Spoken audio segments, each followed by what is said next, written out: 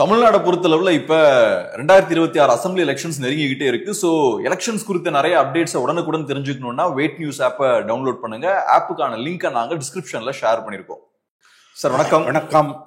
So இப்போ special intensive ரிவிஷனை பொறுத்தளவுல பீகார்ல பெரிய ஒரு புயலை கிளப்பிச்சு. இப்போ அடுத்தது தமிழ்நாட்டிலையும் ஒரு புயலை கிளப்பும் அப்படின்ற மாதிரி தான் தோணுது. ஏன்னா இங்க தமிழ்நாட்டில் ஆளும் கட்சியா இருக்கக்கூடிய திமுக இந்த இஷ்யூவை ஸ்ட்ராங்கா கையில் எடுக்கிறாங்க. ஆல் பார்ட்டி மீட்டிங்கையும் கால் பண்ணியிருக்காங்க நவம்பர் 2 ஸோ இப்போ ஸ்டாலின் அவர்கள் சொல்றதெல்லாம் வச்சு பார்க்கும்போது ஒரு பெரிய கான்ஸ்பிரசி இருக்குமோ அப்படின்ற மாதிரி பார்க்கிறார். குறிப்பா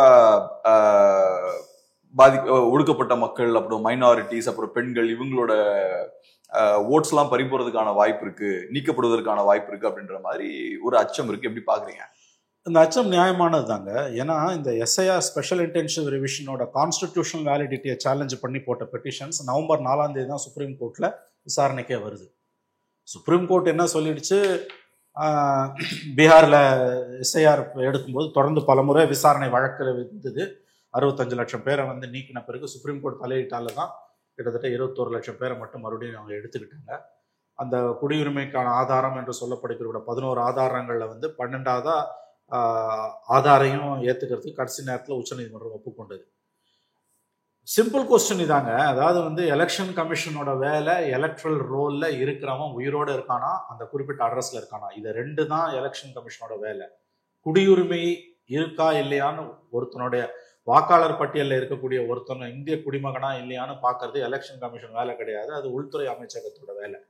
இதுல இன்னொரு விஷயம் என்ன வருதுன்னா, இப்போ முக்கியமான இன்னொரு கேள்வி உச்சநீதிமன்றத்தில் சுப்ரீம் கோர்ட்ல இன்னைக்கு கான்ஸ்டிடியூஷனல் வேலிடிட்டி போயிட்டு இருக்க பெட்டிஷன்ல நவம்பர் 4 வரக்கூடிய இன்னொரு முக்கியமான கேள்வி என்னன்னா, ஒரு வாக்காளன் வாக்குப்பட்டியலில் அவனுடைய பெயர் இருக்கிறது, அவன் இந்த நாட்டினுடைய குடிமகன் இல்லை என்று யாருமே குறை சொல்லாத ஒரு கட்டத்துல எலெக்ஷன் கமிஷன் சுவமோட்டாவா அதை கணக்கில் எடுக்க முடியுமா? இது பேசிக் கொஸ்டின். அதாவது சிட்டிசன்ஷிப்ன்ற இஷ்யூ உள்துறை அமைச்சகம் தான் டிசைட் பண்ணணும், எலெக்ஷன் கமிஷன் கிடையாது. இது நம்பர் 1.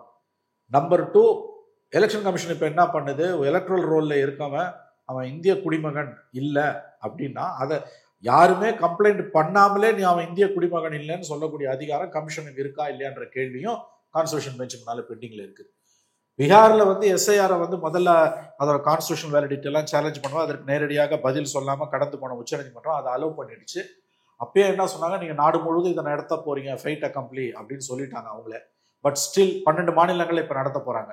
அதுல முக்கியமா 5 மாநில தேர்தலுக்கு போகக்கூடிய தமிழ்நாடு, கேரளா, அசாமை தவிர்த்து தமிழ்நாடு, கேரளா, பெங்கால், புதுச்சேரி, அதுக்கப்புறம் பிஜேபி ஆளக்கூடிய உத்தரப்பிரதேஷ், குஜராத், அப்புறம் இன்னும் சில மாநிலங்கள்லாம் போகுது. உங்களுக்கு கான்ஸ்டிடியூஷன் வேலிடிட்டியே அண்டர் கொஸ்டின்.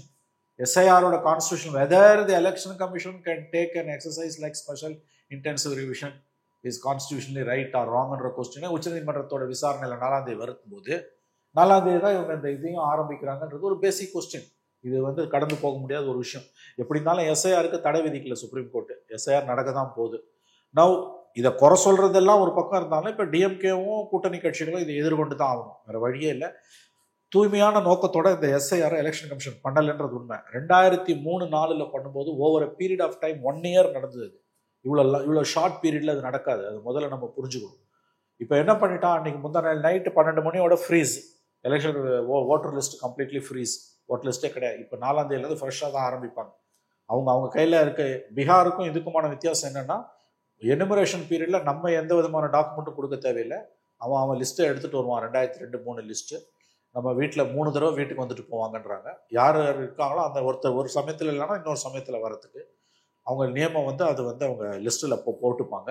அந்த பழைய லிஸ்ட்டோட இது பொருந்துச்சுன்னா ஓகே. அப்படி இல்லை புதுசாக வருதுன்னா இந்த 11 ஆவணங்கள் ப்ளஸ் இது ஆதார் சேர்த்துக்க சொல்லியிருக்காங்க. ஆதார் கவரேஜ் கிட்டத்தட்ட 87% மேலே தமிழ்நாட்டில் 90% கிட்டத்தட்ட வந்துடுச்சு. ஸோ இதில் இது கண்டிப்பாக பீகார் எக்ஸசைஸை பார்க்கும்போது எலெக்ஷன் கமிஷனோட கரங்கள் தூய்மையானவையாக இல்லை. அதில் தவறுகள் நடந்திருக்குது. 3வது முக்கியமான விஷயம், அதே நேரத்தில் நம்முடைய வாக்காளர் பட்டியலை கிளீன் அப் பண்ணுறதும் ரொம்ப முக்கியம். ஏன்னா இங்கேயும் நிறையா தவறுகள் நடந்திருக்குது. இப்போ உதாரணத்துக்கு டி நகரில் 2021 எலெக்ஷனில் அதிமுகவை சேர்ந்த சத்யா என்பவர் ஜெயிச்சது 137 ஓட்டில் ஜெயிச்சார். அங்கே கிட்டத்தட்ட வந்து ஒரு 9,000 ஓட்டு என்னமோ வந்து கள்ள ஓட்டு இருந்திருக்குது. அதாவது ஓட்டர் லிஸ்ட்டே இல்லாதவங்க செத்தவங்க பேர்லாம் லிஸ்ட்டில் இருந்திருக்கு. கடுமையாக போராடி கடைசியில் அந்த கேஸ் தோத்தே போச்சு. டெத் சர்டிஃபிகேட் கொடுத்த பிறகும் கூட வந்து அவங்க ஓட்டர் லிஸ்ட்டில் இருக்காங்கன்னு எலெக்ஷன் கமிஷன் அடம்பிடிச்சதுன்னு அவர் சொல்கிறார். அந்த கேஸ் வந்தப்போ தான் வந்து எஸ்ஐஆரோட பணி வந்து 4ஆம் தேதியிலேருந்து தொடங்கும் அப்படின்னு எலெக்ஷன் கமிஷன் சொல்லிச்சு. இப்போ chief election commission Gyanesh Kumar press meet வச்சு அதை சொல்லிட்டார்.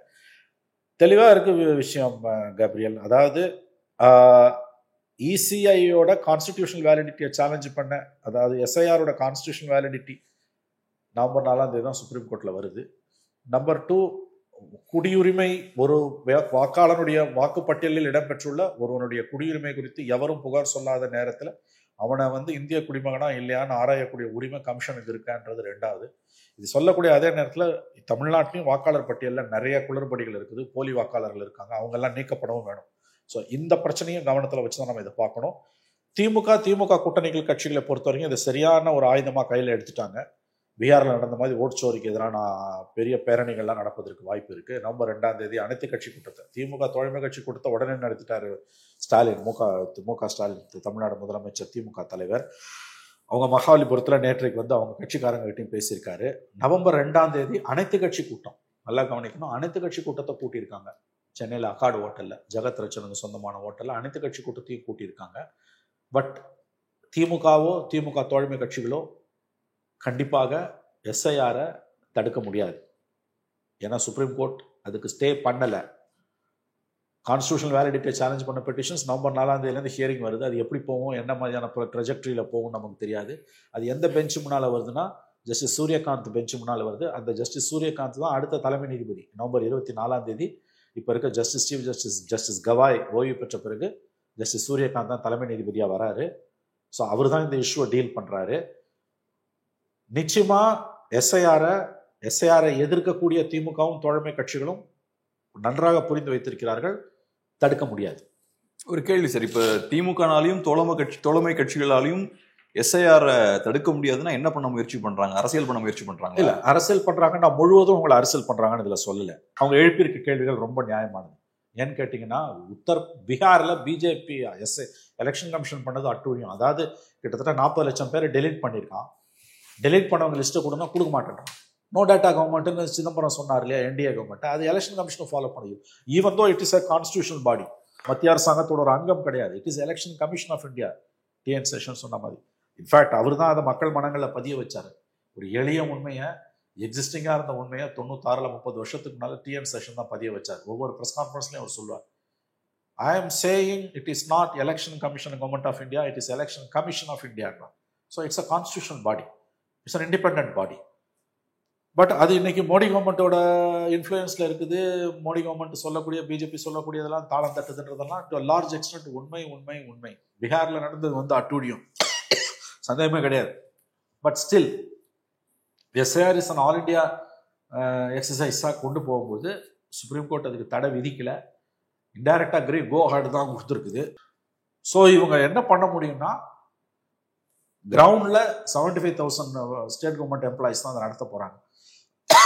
அங்கே வந்து பொலிட்டிக்கல் பார்ட்டி ஒர்க்கர்ஸ் வந்து கண்ணு கருத்துமாக இருந்து யாரையும் விடுபடாமல் சேர்க்கணும். 2வது, எஸ்ஐஆரில் வந்து மிஸ்சீஃப் பண்ணுறாங்கன்னா தென் அண்ட் தேர் சுப்ரீம் கோர்ட்டை அப்ரோச் பண்ணணும். அப்படி தான் பீகாரில் பண்ணாங்க. ஸோ ட்வின் அப்ரோச், இரட்டை அணுகுமுறை இருக்கணும். ஒன்று, கிரவுண்டில் வந்து பொலிட்டிக்கல் பார்ட்டி ஒர்க்கர்ஸ் கண்ணுங்க அர்த்தமாக கண் குத்தி பாம்பா அதை பார்க்கணும், கண்ணில் விளக்கண்ணையை ஊற்றிட்டு பார்க்கணும். ஆனால் சும்மா ஒருத்தரோட பேரும் இதாகலை அப்படின்னு சொல்லிட்டு சார், இப்போ ஏன்னா சுப்ரீம் கோர்ட்டில் தென் அண்ட் தேர் ப்ராப்ளம் வரும்போது இமீடியட்டாக சுப்ரீம் கோர்ட்டுக்கு போகணும். இப்போ அரசியல் பண்ணுறாங்களான்னு நான் ஏன் கேட்குறேன்னா, இப்போ எஸ்ஐஆர் ப்ராசஸை பொறுத்தளவில் அது தேவையான ஒரு விஷயம். நீங்க சொன்ன மாதிரி போலி வாக்காளர்கள்லாம் இருக்காங்கன்னா அவங்களெல்லாம் நீக்க வேண்டிய தீரணும் தேவை டெஃபினட்டா இருக்கு. ஸோ எஸ்ஐஆருக்கான தேவை இருக்கு. இப்போ அந்த ப்ராசஸ் வந்து இன்னும் ஸ்டார்ட் ஆகல. அதுக்கு முன்னாடியே அதோட அவுட்கம் இப்படியா இருக்கும்னு ப்ரெசியூம் பண்ணி நிறைய குற்றச்சாட்டுகள் வைக்கிறதுக்கு தவறான விஷயம் இல்ல. இப்ப நடந்ததுக்கு அப்புறம் இந்த பிரச்சனைகள் இருக்கு, நீங்க இங்கெல்லாம் தப்பு பண்ணிருக்கீங்கன்னு ஃபேக்சுவலா சொல்றது வேற, நடக்கிறதுக்கு முன்னாடியே தப்பு நடக்கும் நீங்க ப்ரெசியூம்ல பண்றீங்க, அதை பேஸ் பண்ணி அலிகேஷன் வைக்க முடியாது. இது வந்து பீகார்ல நடந்ததை வச்சு பார்க்கும்போது இந்த அச்சம் நியாயமானது நான் பார்க்கறேன். நான் வந்து இந்த இஷ்யூல வந்து டிஎம்கே அண்ட் அலையன்ஸ் பார்ட்டிஸை மொத்தமாக குறை சொல்ல நான் விரும்பல. அஃப்கோர்ஸ் அவங்களும் பாலிடிக்ஸ் பண்றாங்க, அதில் எந்த சந்தேகமும் இல்லை.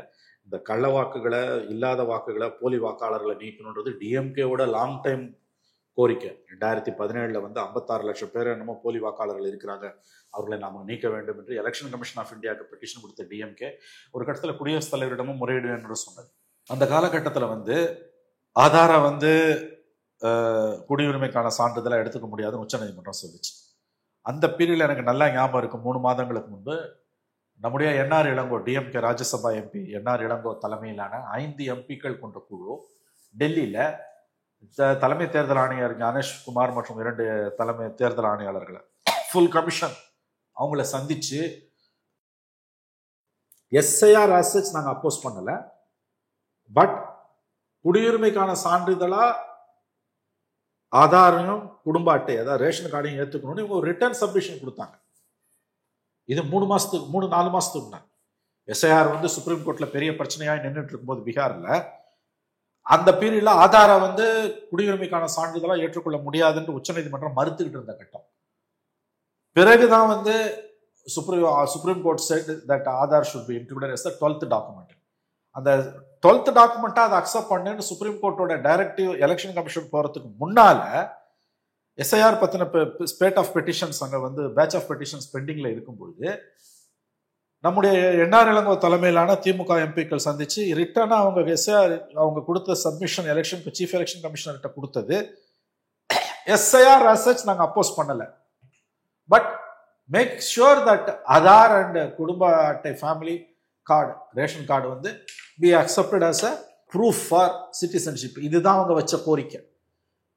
இதுல இன்னொரு கொடுமை என்னன்னு கேட்டீங்கன்னா, இன்னைக்கு ஆதாரை வந்து நான் வந்து எலெக்ஷன் கமிஷன் வந்து ஏத்துக்க மாட்டேன், குடியுரிமைக்கான சான்றிதழா ஏத்துக்க மாட்டேன்னு சொல்லி அது பெரிய பிரச்சனையாகி ஆதார் இல்லாம இன்னைக்கு எதுவுமே இல்லை இல்லையா? ஒரு குழந்தைய ஸ்கூல்ல சேர்க்கணும், 3 வயசு குழந்தைய ஸ்கூல்ல சேர்க்கணும்னாலும் ஆதார், ஒருத்தன் செத்து போயிட்டான் அப்படின்னா சுடுகாட்டுக்கு போனதுனால ஆதார் தேவைப்படுது. இன்னைக்கு எல்லாமே ஆதார்னு போது, ஆனால் அது குடியுரிமைக்கான சான்றிதழ் இல்லை, அதனால நாங்கள் வந்து ப்ரூஃப் ஆஃப் சிட்டிசன்ஷிப்பை எடுத்துக்க முடியாதுன்னு எலெக்ஷன் கமிஷன் சொல்லிச்சு. அதுக்கு வந்து ஆதார் பின்னாலே அந்த இது வந்து சிட்டிசன்ஷிப்கான ப்ரூஃப் கிடையாதுன்னு ஆதார் கார்ட்லேயே இருக்குது. பட் அந்த ஸ்டாண்டை ஏன் எலெக்ஷன் கமிஷன் எடுத்ததுன்னா, இது ரொம்ப கொடுமையான விஷயம். அது எலெக்ஷன் கமிஷனை குறை சொல்றாங்கல்ல, ஆதார் வந்து சிட்டிசன்ஷிப்புக்கான ப்ரூஃப் கிடையாது அப்படின்னு பீகார்ல எடுத்தப்ப how can you say that? நீ தானே ஆதார் எல்லாத்துக்குமான ஒரு பேசிக் டாக்குமெண்டா வச்சு நீங்க வந்து ஆதார் ப்ரூஃப் ஆஃப் சிட்டிசன்ஷிப் இல்லை நீ ஏன் சொல்றேன்னு எலெக்ஷன் கமிஷன் கேட்கறாங்க. இதுல மிக முக்கியமான விஷயம், இந்த ஸ்டாண்ட் வந்து which was taken by the Supreme Court in 2015. நம்முடைய கோபால்சாமி முன்னாள் கோபால்சாமி முன்னாள் தலைமை தேர்தல் ஆணையாளர் 2 நாளைக்கு முன்னால இந்தியா டுடேல ஒரு பெரிய இன்டர்வியூல அவர் தெளிவா சொல்றாரு, now everybody is cursing election commission.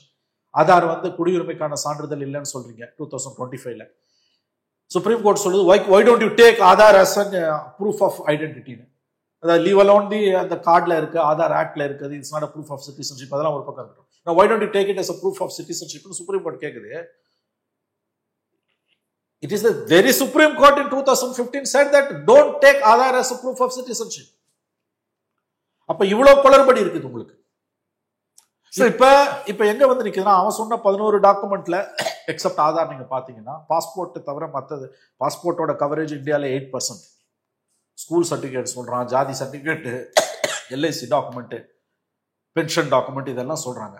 எந்த டாக்குமெண்ட் இல்லாதவங்களை நீங்க என்ன பண்ணீங்கன்னு போது ஆதார் வருது. நவ் ஹியர் இப்ப ஆதார் அக்செப்டட்னு போது ஐ திங்க் தமிழ்நாட்டில் வந்து என்னுடைய நினைவுகள் சரியா இருக்குமானா, சப்ஜெக்ட் டு கரெக்ஷன், பீகார்ல 87+ கவரேஜ் ஆதார் கவரேஜ், தமிழ்நாட்டில் I think it is 90+ Aadhaar coverage. அப்ப நோ நீட் ஃபார் பேனிக் தான் எனக்கு தோணுது.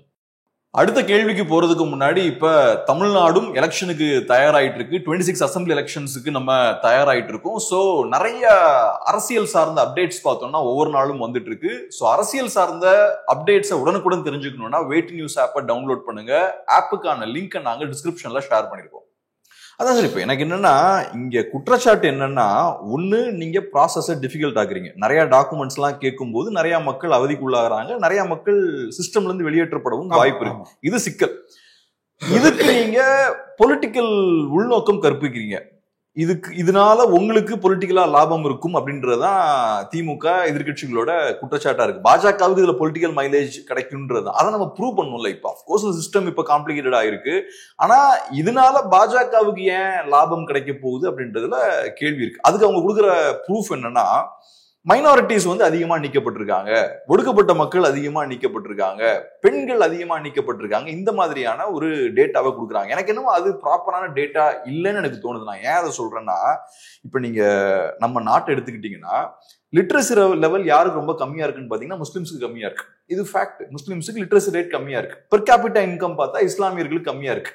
ஜென்ரலா மற்ற மதங்களோட கம்பேர் பண்ணி பார்க்கும்போது பெர் கேபிட்டா இன்கம் கம்மியா இருக்கு. ஸோ நேச்சுரலா இந்த நீங்க சொன்ன டாக்குமெண்ட்ஸ் எல்லாம் வச்சிருக்கிறதும் அவங்க கிட்ட கம்மியா தான் இருக்கும். அதே மாதிரி பெண்களுக்கும் இந்த டாக்குமெண்ட்ஸ் எல்லாம் கம்மியா தான் இருக்கும். இன்கம் லெவலா இருக்கலாம், எல்லாமே பெண்களுக்கு கம்மியா இருக்கும். லிட்ரஸி எல்லாமே கம்மியா இருக்கும். ஸோ அப்ப நேச்சுரலாவே இந்த சிஸ்டம் நீங்க இம்ப்ளிமெண்ட் பண்ணும்போது யாரெல்லாம் பாதிக்கப்படுவாங்கன்னு பாத்தீங்கன்னா பெண்கள் அதிகமா பாதிக்கப்படுவாங்க, மைனாரிட்டிஸ் அதிகமா பாதிக்கப்படுவாங்க. ஏன்னா அங்க முஸ்லிம்ஸோட பிரசன்ஸ் அதிகமா இருக்கும். அதனால இதை பேஸ் பண்ணி இதை வச்சு பாஜக ஒரு பாலிடிக்ஸ் பண்றாங்கன்னு சொல்றது எப்படி? இல்ல பிஜேபி இதை யூஸ் பண்ணி பாலிடிக்ஸ் பண்றாங்கன்றது மறுக்க முடியாது உண்மை. அது நீங்க அப்படி கிளீன் சர்டிபிகேட்லாம் பிஜேபி கொடுக்க முடியாது. ஏன்னு கேட்டீங்கன்னா பீகார்ல நடந்தது வந்து 40 லட்சம் பேர் எடுத்திருக்காங்க. எந்த 40 லட்சம் அவன் லிஸ்ட்டை கொடுக்க மறுக்கிறான் election commission. See purification of electoral roll must கேப்ரியல் இப்பயும் ஃபர்னிஷ் பண்ணல. இப்பயும் ஃபர்னிஷ் பண்ணல. சி இது வந்து எலெக்ஷன் கமிஷனோட ஹேண்ட்ஸ் ஒன்றும் கிளீனா இல்லை. நிறைய டவுட்ஸ் வந்து எலெக்ஷன் கமிஷன் மேலே இருக்கு. பட் ப்ராப்ளம் இஸ் அதே நேரத்தில் வந்து நம்ம வீட் அவுட் பண்ண வேண்டியதும் நிறைய கமிஷன் இதில் இருக்குது எலக்ட்ரல் ரோலில் இருக்குது. சேம் டிஎம்கே 56 லட்சம் பேர் ஓட்டர் லிஸ்ட்ல போலியா சேர்ந்துட்டாங்க, அவங்கள வந்து நீக்கணும்னு கமிஷன் கிட்ட கொடுத்தது, கவர்னர் கிட்ட கொடுத்தது, பிரசிடென்ட் கிட்ட போவேன்னு சொன்னது, அந்த லெவலுக்கு பிரசிடென்ட் வரைக்கும் எஸ்கலேட் பண்ணாங்க டிஎம்கேல. நான் இப்போ நடந்த ஈரோடு கிழக்கு தேர்தலில் வந்து 44,000 பேர் போலி வாக்காளர்களை திமுக யூஸ் பண்ணிச்சு அப்படின்னு ஏடிஎம்கேவோட சார்ஜ் இருக்கு. So purification of electoral roll is a must. But எந்த மெத்தட்ல அவங்க செய்ய போறாங்க? நம்பர் 2 வந்து இந்த காலக்கெடு ரொம்ப குறைவுன்றாங்க. இப்போ பாருங்க, நவம்பர் 4 ஆரம்பிச்சு டிசம்பர் 9 வந்து ஒரு போட்டுருவான்றாங்க லிஸ்ட். அதில் பேர் இல்லாதவங்க ஒரு லிஸ்ட் கொடுத்தாங்கன்னா பை ஜனவரி வரைக்கும் நீங்கள் அதில் சப்ளை பண்ணலாம், நேம் சேர்க்கலாம். பிப்ரவரி 7 வந்து உங்களுக்கு அது முடிஞ்சிடும். இப்போ வந்து பார்த்தீங்கன்னா நவம்பர், டிசம்பர், ஜனவரி, பிப்ரவரின்றது கூட வந்து 3 மாதம், லெஸ் தேன் 4 மந்த்ஸில் இது எப்படி பண்ணணும்? இது அட்லீஸ்ட் 1 இயர் தேவைப்படும். இதை வந்து எஸ்ஐஆரை வந்து இன் பிரின்சிபிள் யாருமே எதிர்க்க முடியாது, அது ஞாபகம் வச்சுக்கோ. SIR in principle nobody can oppose. இன்னைக்கு நேற்று வந்த விஷயம் இல்லை, அது ஃபார் ஏஜஸ் நடந்துகிட்டு தான் இருக்குது. ஆனா ஒரு ஸ்டேட் எலெக்ஷனுக்கு போகுதுன்னா அந்த எலெக்ஷனுக்கு போறதுக்கு 6 மாசம் முன்னாலே நீங்க ஏன் செய்யற? இப்போ இவங்க என்ன பண்ணா, நவம்பர் எலெக்ஷனுக்கு ஜூன்ல ஆரம்பிக்கிறான் பீகார்ல, which is atrocious. 5 மாசம், less than 6 months, not even 6 months, 5 months. ஜூன்ல ஆரம்பிச்சு செப்டம்பர்ல லிஸ்ட் போடுறேன். அங்கதான் இவ்வளவு ஸ்பேட் ஆஃப் பெட்டிஷன் சுப்ரீம் கோர்ட்ல. இப்ப தமிழ்நாட்டில் வந்து ஏப்ரல் மேல நமக்கு எலெக்ஷன், வெஸ்ட் பெங்கால், தமிழ்நாடு, கேரளா, இங்க எல்லாமே. இப்ப நமக்கு வந்து நவம்பர்ல ஆரம்பிச்சு நவம்பர், டிசம்பர், ஜனவரி, பிப்ரவரி 7 லிஸ்ட்ன்றான். Around 3 months, not even 4 months. Now why this urgency? நீ இதை வந்து இந்த ஜனவரில இருந்து ஸ்டார்ட் பண்ணிடணும். ஆர் அட்லீஸ்ட் ஏப்ரல் எலெக்ஷன்னா இந்த ஏப்ரல்ல இருந்து, இந்த ரன் அப் டு தி ஏப்ரல்னா 10 மாசம் அட்லீஸ்ட், ஏப்ரல் டு பிப்ரவரி. நீ பீகார்ல ஆரம்பிச்சதுக்கு போது அதுக்கு முன்னால 2 மாசம் முன்னாலே தமிழ்நாட்டில் ஆரம்பிச்சிருக்கணும். இன் பிரின்சிபிள் எஸ்ஐஆரை யாருமே எதிர்க்க முடியாது, அதுல சந்தேகமா வேணாம். டைம் ஃப்ரேம் என்ன? 2வது வந்து அதுக்கு முன்னால wide consultation with parties, political parties இருக்கணும். நம்பர் 2 வந்து இந்த அவன் சொல்ற டாக்குமெண்ட்லாம் கண்டிப்பா பத்தாது. But Aadhaar, at least Aadhaar must be taken as an account. அது இல்லைன்னா ஐ திங்க் இந்த சிக்கலுக்கு காரணம் எலெக்ஷன் கமிஷன் தான். திமுகவும் மற்ற கட்சிகளும் அவங்களுக்கு அரசியல் நோக்கம் இருந்தாலும் அவங்க கிளப்பக்கூடிய கேள்விகள் ரொம்ப நியாயமானவை. இது எப்படி தமிழ்நாட்டில் போய் முடிய போகுதுன்னு தெரியல. இது வந்து பொலிட்டிக்கலாக டிஎம்கே இதை மிகப்பெரிய அளவில் எக்ஸ்ப்ளாய்ட் பண்ணுவாங்கன்றது மட்டும் எனக்கு நல்லா தெரியுது. ஏன்னா வந்து இன்னமும் ஆன்டி டிஎம்கே பிளான்க்லேயே ஓடிட்டு இருக்க ஒரு கவர்மெண்ட் இந்த இஷ்யூவை வந்து, இது ஒரு ஜென்யூன் இஷ்யூ, திமுக சொல்றது நியாயமானது, திமுக பக்கம் திமுக சொல்ற வாதங்கள்ல வலிமையான நியாயங்கள் இருக்கின்றன. ஆனால் இதை மேக்சிமம் பொலிட்டிக்கல் மைலேஜுக்கு அவங்க வந்து இதை யூஸ் பண்ண தான் போறாங்க. அதுல எந்த விதமான சந்தேகமும் கிடையாது. அதுல அப்ப எலெக்ஷன் கமிஷன் பக்கம் இருக்க எல்லா நியாயங்களும் அடிபட்டு. இப்ப அந்த கேள்வி வேற கேட்க வேண்டியது இருக்கு. இப்ப எலெக்ஷன் கிட்ட வரும்போது நீங்க சொன்ன மாதிரி மேக்சிமம் பொலிட்டிக்கல் மைலேஜுக்கு இதை யூஸ் பண்ணுவாங்க அப்படின்ற ஒரு பாயிண்ட்டும் இருக்கு. கை கொடுக்குமா தமிழ்நாடு மாதிரியான ஒரு ஸ்டேட்ல இது ஒர்க் அவுட் ஆகுமா? ஏன்னா எலெக்ஷன்ஸ் வர நெருங்கிட்டு இருக்கு, அதை பத்தி பேச வேண்டியது இருக்கு. கை கொடுக்காதுன்னு சொல்ல முடியாதுங்க. அது கமிஷன் எப்படி நடந்துக்க போகுதுன்றதை பொறுத்து. கொத்து கொத்தாலாம் நீ நீக்கிற அப்படின்னா that's very serious issue. Then another problem வந்து இப்போ மைக்ரன்ஸ் என்ன பண்ண போறீங்க? இப்போ மைக்ரன்ஸ் வந்து அவன் என்ன சொல்றான், 30 லட்சம் மைக்ரன்ஸை சேர்க்க போறாங்க, 10 லட்சம் மைக்ரன்ஸ் எக்ஸ் ஃபிகரை சொல்றாங்க, ஆளாலும் ஒன்று சொல்றாங்க. லீகலி அதை ப்ரிவென்ட் பண்ண முடியாது. ஏன்னா ஒருத்தன் எங்க ஒர்க் பண்றானோ அந்த இடத்துல அவன் தன்னை வாக்காளராக சேர்த்துக் கொள்வதற்கான எல்லா உரிமையும் அவனுக்கு இருக்குது. அது அந்த காலத்துல வந்து மைக்ரேஷன் இஷ்யூ ரொம்ப கம்மியா இருந்தது, அதை அலோவ் பண்ணிட்டான். இன்னைக்கு ஒரு 30 லட்சம் பேர் பீகார்ல இருந்து இங்க வந்திருக்காங்க. How can you allow them to ஓட்டுனா அரே பாபா your law says they are eligible for voting. அப்போ நீ அவங்களுக்கு வாய்ப்பு கொடுத்துதான் ஆகணும். பட் அது எந்த லெவலுக்கு அவங்களே வந்து என்மாஸா வந்து அவங்க எனுமரேஷன் வராங்களான்றது நமக்கு தெரியல. இதில் அடிஷ்னல் ஃபேக்டர் என்னன்னா, இங்கே இருக்கக்கூடிய மைக்ரன்ட்ஸ், புலம்பெயர் தொழிலாளர்கள் எந்த அளவுக்கு வந்து எஸ்பெஷலி ஃப்ரம் பீகார், ஜார்க்கண்ட், இங்கேருந்து வரக்கூடிய மக்கள் வந்து எந்த அளவுக்கு வந்து இங்கே வந்து அவங்க வந்து வாக்காளர் பட்டியலில் தங்களை சேர்த்துக்கொள்ள ஆர்வம் காட்ட போகிறாங்க. அப்படி காட்டுறாங்கன்னா ஸ்டேட் கவர்மெண்ட்டால் அதை தடுக்க முடியுமா? அது எவ்வளோ பேர் இருப்பாங்க? இப்போ ஒரு 6 லட்சம் பேர்னா அக்ராஸ் 234 கான்ஸ்டியூன்சிஸ்னா அது எவ்வளோ பேர், ஒரு 10,000 பேர் ஒரு தொகுதிக்கு வருவாங்களா என்னன்றதுலாம் நமக்கு தெரியாது. That is an additional problem. இது வந்து இந்தியா இஸ் ஒன் கண்ட்ரிங்க. நீங்கள் வந்து சட்டம் தெளிவாக சொல்லுது, நீ வந்து ஆர்டினரி ரெசிடென்ட்டாக அங்கே வரைக்கும் இருக்கும்போது வேலை சரி எங்கே வேலை தேடி எங்கே போறியோ அங்கே வந்து நீ வந்து உன்னை ஒரு வாக்காளர் பட்டியலில் சேர்த்துக்க வாய்ப்பு இருக்குது. வேலை முடிச்சு நீ போகும்போது அங்கேருந்து போய் அங்கே மாற்றிக்கலாம். இப்போ தமிழ்நாட்டிலேருந்து டெல்லியில், பாம்பேயில், கர்நாடகாவில் போனவங்க அங்கே வாக்காளர் பட்டியலில் இருக்காங்க. அதுக்கு பிறகு இங்கே ரிட்டர்னிங் பேக் அங்கேருந்து எடுத்துகிட்டு இங்கே வந்து சேர்த்தவங்களும் இருக்காங்க. இது அடிஷ்னல் ப்ராப்ளம் இப்போ. ஸோ இவ்வளோ விஷயமும் இதுக்குள்ளே இருக்குது. But anyway it's a political hot potato Gabriel. இது வந்து SAR is going to be a political hot potato. Maximum DMK இதை வந்து பொலிட்டிக்கல் அட்வான்டேஜ் எடுக்க தான் இவங்க ட்ரை பண்ணுறாங்க. எலெக்ஷன் கமிஷனும் ஒன்றும் ஓகேனா இல்லை. அதோட கான்ஸ்டியூஷன் வேலிடிட்டி அண்டர் சேலஞ்ச் இருக்கும்போது நீ எப்படி நடத்துவன்ற கேள்வி வருது. ரெண்டாவது, இவ்வளோ அவசரம் உனக்கு என்ன?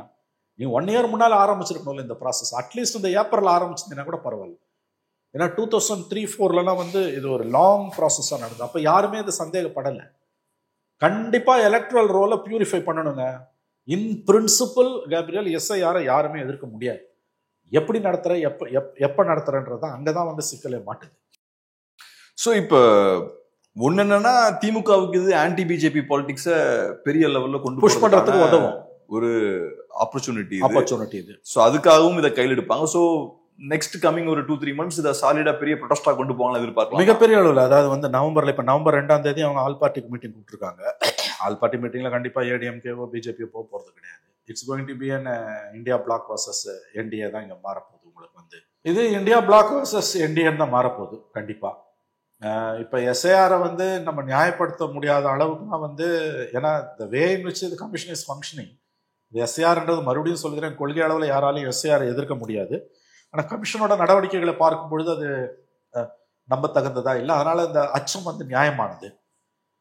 பட் இவங்களுக்கு ஆப்ஷன்ஸ் இல்லை. டிஎம்கே கவர்மெண்ட்டுக்கு இப்போ கேரளாவும் சொல்லிடுச்சு, திரிணாமுல் காங்கிரஸும் சொல்லிடுச்சு. இன்ஃபேக்ட் இதில் நீங்கள் பார்த்தீங்கன்னா வந்து I think there will be a very serious problem in Bengal. Tamil Nadu கூட அவ்வளவு இருக்காது, கேரளா கூட இருக்காதுன்னு எனக்கு தோணுது. பெங்கால்ல பெரிய பிரச்சனை. In fact there is one political theory which is, பீகார்ல ஆரம்பிச்சது, பீகார் கிடையாது டார்கெட், பெங்கால். பெங்கால்ல வந்து உங்களுக்கு வந்து நிறைய எக்ஸோடஸ் குரோர்ஸ்ல இருக்குன்றாங்க. That has to be weeded out. அது சொன்னா இப்ப இவங்களுக்கு இந்தியா பிளாக்ல இருக்கவங்களுக்கு கோவம் வரும். But huge bogus voters, Bangladeshis, அதெல்லாம் வந்து பெங்கால்ல வந்து இட்ஸ் அ சீரியஸ் இஷ்யூ. ஆனால் அதை சொல்றதுக்கான அரசியல் ரீதியிலான ஒரு நேர்மை வந்து பிஜேபி கிடையாது. இப்போ இந்த எஸ்ஐஆர்ல கேப்ரியல் எனக்கு தெரிஞ்சு இந்த 12 ஸ்டேட்ஸ்ல இப்போ பண்ண போறாங்க. Very big problem. I hope there should not be any bloodshed. எங்கன்னா பெங்கால் தான். பெங்கால்ல தான் மிகப்பெரிய பிரச்சனை வரப்போகுது. அதான் பெங்காலை பொறுத்தளவு இந்த லாஸ்ட் ஒரு 30 years-ஆ பொலிட்டீஷியன்ஸ் அரசியல் தேவைக்காக நிறைய இல்லீகல் இமிகிரன்ஸை உள்ள கொண்டு வந்தாங்க.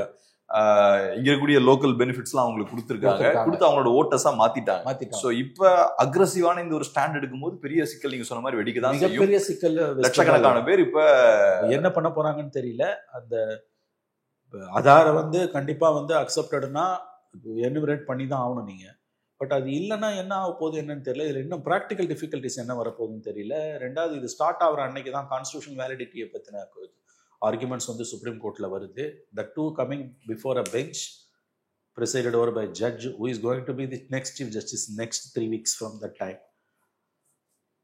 தமிழ்நாட்டை பொறுத்த வரைக்கும் திராவிட முன்னேற்ற கழகம் அதனுடைய தோழமை கட்சிகளுக்கு இது வந்து மற்றும் ஒரு லட்டு மாதிரியான வாய்ப்பு பிஜேபிக்கு எதிரான அரசியலை மேற்கொள்வதற்கு. அஃப்கோர்ஸ் அதுல நியாயம் இருக்கு, நான் மறுக்கல. ஆனால் மாநில அரசின் தோல்விகளை மறைப்பதற்கு இவர்கள் பிஜேபி என்று எப்பொழுதும் பேசுவது இப்போ இன்னும் அதிகமாக வலுப்பெறும். இதில் இருக்க நியாயங்கள் நம்மால் புரிந்து கொள்ளக்கூடியது. எஸ்ஐஆருக்கு எதிராக திமுகவும் தோழமை கட்சிகளும் வைத்திருக்கக்கூடிய வாதங்களும் கிளப்பி இருக்கக்கூடிய அச்சங்களும் நியாயமானவை தான். ஆனால் அது ஒன்று மட்டுமே இந்த அரசின் மீதான தீர்ப்பாக அமைந்து விடக்கூடாது. இவர்கள் அதைத்தான் சாதிக்க முயற்சிக்கிறார்கள். நிச்சயமா வந்து November 4th ஸ்டார்ட் ஆன பிறகு இது லீகல் பேட்டலாகவும் மாறும். பெரிய அளவில் சுப்ரீம் கோர்ட்லையும் இவங்க போவாங்க. லெட்ஸ் சி, பார்க்கலாம் என்ன நடக்குது. தமிழ்நாடை பொறுத்தளவுல எஸ்ஐஆர் ஒரு பெரிய ஒரு பொலிட்டிக்கல் இஷ்யூவா மாறுமா மாறாதா அப்படின்றத தீர்மானிக்கிறது, அதோட இம்பாக்ட் என்னவா இருக்கு அப்படின்றத ஃபர்ஸ்ட் பார்க்கணும்னு நினைக்கிறேன். ஆனா இப்ப பீகாரை பொறுத்தளவுல 65 லட்சம் பேரை வந்து அவங்க லிஸ்ட்ல இருந்து தூக்குறாங்க. ஸோ பாதிக்கப்பட்டவர்களுடைய எண்ணிக்கை ரொம்ப அதிகமா இருக்கு. அப்படி இருக்கும்போது நேச்சுரலா அது ஒரு பொலிட்டிக்கல் இஷ்யூவாகவும் அங்க மாறுது. ஸோ இங்க எஸ்ஐஆர் ப்ராசஸ் ஸ்டார்ட் பண்ணதுக்கு அப்புறம் எவ்வளவு பேர் நீக்கப்படுவாங்க அந்த கேள்வியெல்லாம் இருக்கு. அதோட இம்பாக்ட் என்னவா இருக்குமோ அதுதான் பொலிட்டிக்கல் இம்பாக்டையும் தீர்மானிக்கும்னு பாக்குறேன். ரெண்டாவது எனுமரேஷன்ல இங்க ப்ராப்ளம் வரும். ஏன்னா வந்து இவங்க ரொம்ப கண்குத்தி பாம்பா டிஎம்கே பாக்குறாங்க. டிஎம்கேவும் ஏடிஎம்கேவும், எஸ்பெஷலி டிஎம்கே வந்து தர் பொலிட்டிக்கல் ஸ்ட்ரக்சர், உங்களுடைய கிரவுண்ட் லெவல் ஒர்க்கர்ஸ்லாம் வந்து they're very very agile and vigil. அவங்க ரொம்ப ஷார்ப்பாக இருக்காங்க. அது நேற்று முதலமைச்சர் ஸ்டாலின் மாவலிபுரம் கூட்டத்தில் பேசும்போது ஃபைன் டியூன்டு பார்ட்டிஸ் ரியாக்ஷன்ஸ், அது நல்லாவே ஃபைன் டியூன் பண்ணிட்டார் அவர். ஸோ அவங்க கீழே வந்து ரெசிஸ்ட் பண்ணுவாங்க. பட் எவ்வளோ தூரம் ரெசிஸ்ட் பண்ண முடியும் என்னன்னு தெரியல. பட் நிச்சயமாக எனக்கு தெரிஞ்சு பெங்கால் அளவுக்கு ஆர் பீகார் அளவுக்கு இங்கே இருக்காதுன்னு தான் தோணுது. டாக்குமெண்ட்ஸ் வச்சிருப்பாங்க. இது வந்து பார்டர் ஸ்டேட்ஸை குறி வச்சது. இப்போ நீங்கள் பார்த்தீங்கன்னா அஸ்ஸாமில் பண்ணல. ஏன்னா அஸ்ஸாமில் வந்து என்ஆர்சி இம்ப்ளிமெண்டேஷனில் இருக்கிறதால அஸ்ஸாமில் வந்து இன்ஃபேக்ட் அஸ்ஸாம் வந்து தமிழ்நாட்டோட எலெக்ஷனுக்கு போகுது. தமிழ்நாடு, பெங்கால், கேரளா, அஸ்ஸாம், புதுச்சேரி தான். அஸ்ஸாமில் என்ஆர்சி தான் போகுது. இப்போ என்ஆர்சி இருக்கிறதால SIR is not in Assam. பெங்காலில், தமிழ்நாடை பொறுத்த வரைக்கும் அந்த ப்ராசஸ்லேயே சில சிக்கல்கள் வரலாம். பட் பெரிய அளவில் வந்து வரத்துக்கு வாய்ப்பு குறைவுன்னு தான் எனக்கு தோணுது. இது நடப்புற சுப்ரீம் கோர்ட் ஏதாவது கிளியர் கைட்லைன்ஸ் கொடுத்ததுன்னா இட் வில் பி வெரி, இது ஒரு ரிலீஃபாக தான் பார்க்கப்படும்.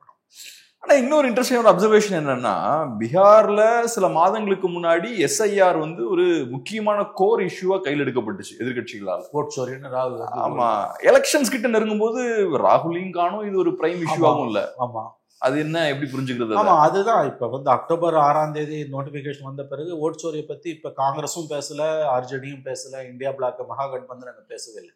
எலெக்ஷன் முன்னால பேசினாங்களே ஒழிய அதுக்கு பிறகு பேசுது. மினிட் நோட்டிபிகேஷன் வந்தோன்னா அவங்க பேசல, இஷ்யூஸ் போயிட்டாங்க. See, at some point of time நீங்க எஸ்ஐஆர் நடத்தி தான் தீரணும். எலெக்ஷன் கமிஷன் இஸ் ஃபைனல் பாடி. அது நம்ம, ஏன்னா உச்சநீதிமன்றமே வந்து எந்த அளவுக்கு ஒரு முரண்பாடுகளின் மூட்டையா இருக்குன்னா, சேம் சூரியகாந்த், ஜஸ்டிஸ் சூரியகாந்த் சொல்றாரு, நீங்க வந்து எப்படி இருந்தாலும் is going to be doing it at all India level, it's fait accompli அப்படின்றாரு. But at the same time வந்து கான்ஸ்டியூஷனல் வேலிடிட்டியை சேலஞ்ச் பண்ணது 4ஆம் தேதி தான் வருது பெட்டிஷனுக்கு. ஸோ ஆதாரோட கான்ஸ்டியூஷனல் வேலிடிட்டியை சேலஞ்ச் பண்ணி பெட்டிஷன்ஸ் வந்தப்ப நிறைய பேச்சுக்களை பேசின உச்சநீதிமன்றம், நிறைய வந்து அப்சர்வேஷன்ஸை கொடுத்த உச்சநீதிமன்றம் கடைசியில் ஆதாரோட கான்ஸ்டியூஷனல் வேலிடிட்டியை அப்பீல்டு பண்ணிடுச்சு.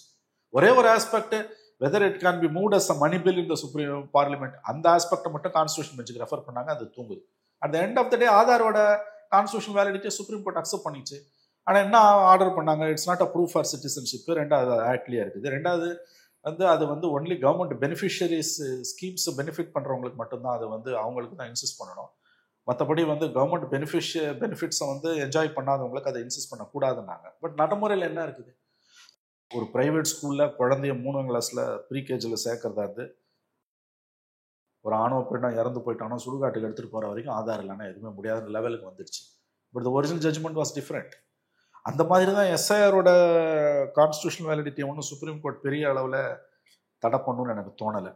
I think this political parties, especially opposition, பிஜேபியை எதிர்க்கக்கூடிய அப்போசிஷன், எஸ்பெஷலி டிஎம்கே மாதிரி parties, they have to learn tricks to deal with the situation. அவங்க சில தந்திரங்களை கற்றுக்கணும். ஏன்னா எலெக்ஷன் கமிஷன் அயோக்கியத்தனம் பண்ணது எக்ஸாம்பிள்ஸ் தாங்க அந்த ட்ரிக்ஸுக்கு. they will do it.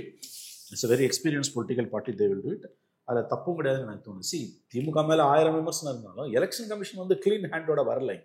C, 40 லட்சம் பேரை வந்து அவன் தூக்கியிருக்கான். 65 லட்சம் பேரை நீக்கிட்டாங்க. அதுக்கு பிறகு 21 லட்சம் பேரை சேர்த்துருக்கான். நீக்கின 65 லட்சத்துலேருந்து 21 லட்சம் வந்தானா அல்லது வேற எந்த வந்தான்? சரி, நீக்கினவன் லிஸ்ட்டை கொடுன்றான், கொடுக்க மாட்டேன்றாங்க. இது எவ்வளோ பெரிய, எல்லாரும் போய் வந்து கமிஷன்லேயோ கோர்ட்லேயோ ஃபைட் பண்ண முடியாது. காமன் மேனுக்கு எலெக்ஷன் அன்றைக்கி தான் போவான், அல்லது ஒரு வாரம் முன்னால், அல்லது ஒரு நாள் முன்னால். அவன் பேர் வந்து வாக்காளர் பட்டியல் இல்லைன்னா அவனுக்கு என்ன மாதிரியான ரிலீஃப்? ஸோ இது ஓட்டிங் ரைட்டுன்றது ஒரு fundamental right and democracy. So election கமிஷனோட நடவடிக்கைகள் தான் இந்த பிரச்சனைக்கு காரணம் நான் பார்க்குறேன். அஃப்கோர்ஸ் கள்ள ஓட்டு எல்லாரும் போடுறான். திமுக போடுது, அண்ணா திமுக போடுது. இப்போ 44,000 பேர் வந்து போகஸ் ஓட்டர்ஸை வந்து திமுக சேர்த்துதுன்னு சொல்கிறான். அதே தான் வந்து ஏடிஎம்கே வந்து டி நகரில் வந்து 13,000 பேர் சேர்த்தாங்கன்றான். 56 லட்சம் பேரை நீக்கணும்னு கலைஞர் இருக்கும்போதே இவங்க கமிஷனில் பெட்டிஷன் கொடுத்தாங்க. SIR purification is a must. SIR is a must. எப்போ பண்ணுறோம், எப்படி பண்ணுறோம், அதை நேர்மையாக பண்ணுறியான்றதான் இப்போ கொஸ்டின். ரொம்ப நன்றி சார், உங்கள் பிஸியான டைம் அறிமுகம்.